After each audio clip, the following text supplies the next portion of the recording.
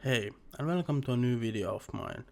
Today we will talk about the fall of the Swedish Empire. We will be covering everything from the expansion, fall, end of the Vasa family and Finnish armies. Benefits of war. Russia had a civil war going on that Sweden exploited and conquered more of the modern Finland for Sweden. Russia was completely forced out of the Gulf of Finland. Now that Sweden had the coastline, it was time to get more. Poland-Lithuania was constantly at war with its neighbors, so Sweden took advantage of that and got some Baltic areas for Sweden. Years of glory. Gustav II Adolf, with the help of the French funding, went around Germany on raids. Sweden also won the 30-year war against Denmark. Denmark was in a weak position and Sweden gained a bit more land. Trading. Sweden ruled the trading at the Gulf of Finland. Sweden had almost the whole Gulf to themselves on the coast, so Sweden was able to create customs where they got cash to upkeep soldiers that kept the customs operating and safe. Sweden was hoping for glory days like the Hanseatic League, but that never happened. Coin. The crown of Sweden had a problem. Money. Because the Gulf of Finland was not that profitable as they thought, so it was time to increase the tax, which was not favored by the people, of course. Servants who were previously highly paid received just mediocre coin now. Owning of land. The people were not happy with nobles and demanded that the nobles give their land back to the kingdom and the king. Later on in Swedish history, Charles X Gustav and Charles XI took back some land from the nobles. This did not change the peasant life pretty much at all, since now instead of the nobles you pay taxes to the king, but you still have to pay taxes. Purity. When Swedish land grew, so did the Swedish relationship with Christianity. Catholic Church was banned and everyone had to be Lutheran. People were also taught how to read, as it was a requirement to be able to get married. You had to prove that you can read by reading a religious text, but sometimes people would just memorize the text and pretend to be reading it. If you miss church without a good reason, you will be punished and shamed. God. It was important to follow rules, and it was seen that people need to be punished from their sins, or otherwise God would punish everyone. For example, wars and diseases were seen as God's punishment. The law of Moses was put into Swedish law, which was a huge change. You could get the death penalty, for example, from making fun of God, cursing, killing, or sexual crimes like indecency. Order. In the church, one side was for men and other side was for women. The more noble people sat at the front and peasants at the back. Also, when buried, the more noble people were buried closer to the altar and peasants further away. If you were given a death penalty, you would be buried in the most northern part of the church or the cemetery. Marriage.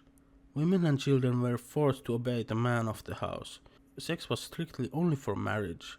If you are caught having sex before marriage, you could be given the death penalty, though this was not common. Divorce also was illegal. If an unmarried woman got a child, they would be shamed by the church. Though having bastards was quite common since men got away with it by just paying a few fines usually. Next up we'll take a look at the society. Differences.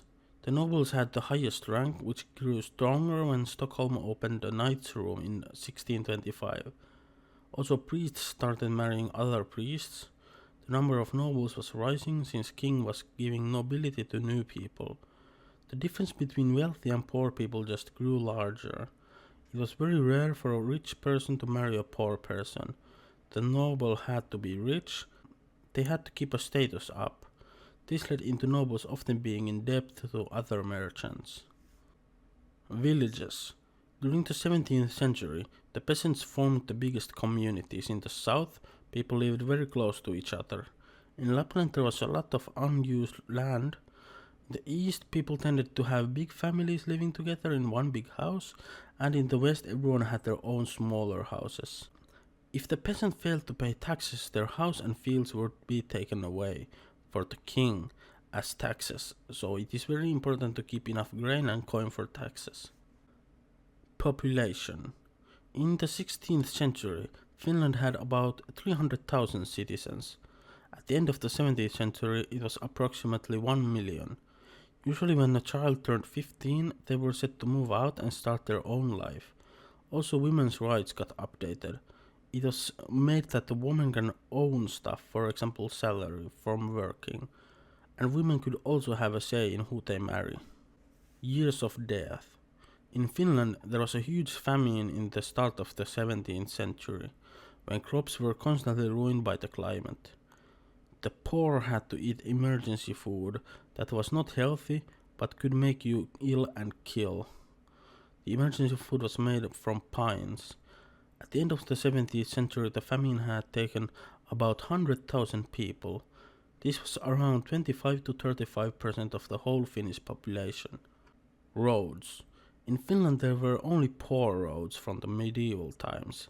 It is important to be able to travel between towns, so the Swedish king started to form roads into Finland. There are no signs of our direction anywhere, so you could easily get lost, which could be fatal in the winters.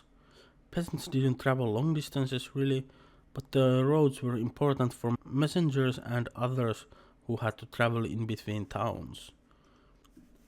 Limitations. The merchants had enjoyed fairly free trade in Sweden, but the crown made a new law. You can only import as much as you have exported outside of the Swedish Empire.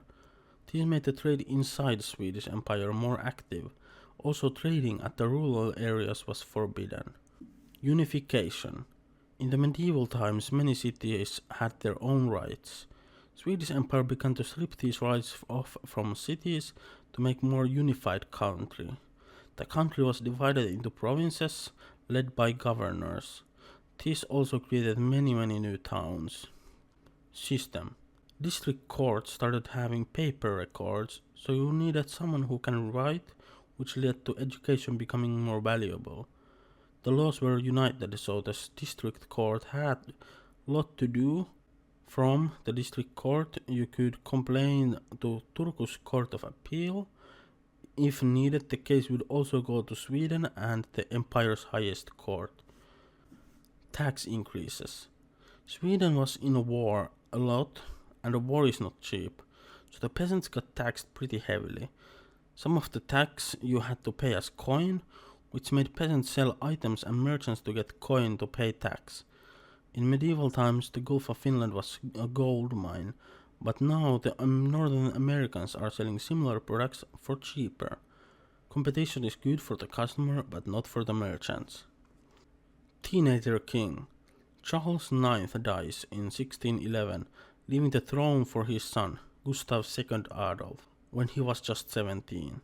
He couldn't just claim the throne without opposition, as John III's son, John, was also eligible, as so was Sigismund III's son, Vladislav.